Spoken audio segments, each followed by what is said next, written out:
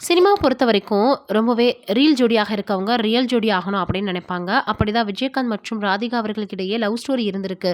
திருமணம் வரைக்கும் போயிட்டு நண்பர் ஒருத்தர் நிறுத்தியிருக்காருன்னு சொல்றாங்க. அது என்னன்னு வீடியோல போய் பார்த்து தெரிஞ்சுக்கலாம். நடிகர் விஜயகாந்த், ராதிகா காதல் கதை திருமணம் வரைக்கும் போய் பின்னாடி நின்னுச்சாம்.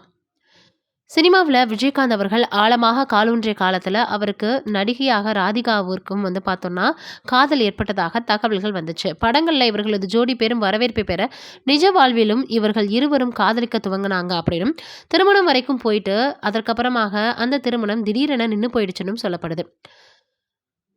ராவுத்தர் அவர்கள் தான் வேண்டாம் அப்படின்னு சொன்னதாக, இப்ப பார்த்தோம்னா, செய்தியாளர் செய்யார் பாலு அவர்கள் சொல்லியிருக்கிறார். விஜயகாந்த், ராதிகா திருமணம் நிற்க முக்கிய காரணமே விஜயகாந்தின் நெருங்கிய நண்பரான இப்ராஹிம் ராவுத்தர் தான்னு சொல்றாங்க. விஜயகாந்த், ராதிகா இருவருமே சினிமாவுல இருப்பதால் வேண்டாம்னு ராவுத்தர் அவர்கள் நினைச்சிட்டாரு அப்படின்னு பாலு, ராவுத்தருக்கு விஜயகாந்தை முதலமைச்சராக மாற்ற வேண்டும் அப்படின்ற எண்ணம் இருந்ததாகவும் சொல்லியிருக்கிறார். ராதிகா வந்தால் அனைத்தும் மாறிடும் அப்படின்னு நினைத்த ராவுத்தர் வேண்டாம் அப்படின்னு திருமணத்தை நிறுத்திட்டாருன்னு சொல்லியிருக்காரு பாலு. முடிவுல பிரேமலதா அவர்கள் வந்த பிறகு ராவுத்தரும் தள்ளி வைக்கப்பட்டாரு அப்படின்னு தெரிவிச்சிருக்கிறாரு.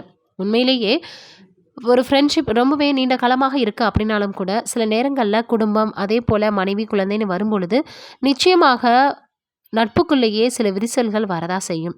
விரிசல் அப்படின்னு சொல்றத விட, இடைவெளி அதிகமாக வரும் அப்படின்னு சொல்லலாம். ஏன்னா, அந்த அளவுக்கு குடும்பத்துல பார்த்தீங்கன்னா, சில விஷயங்கள் நம்ம சகித்து போக வேண்டிய நிலைமை ஏற்படும்.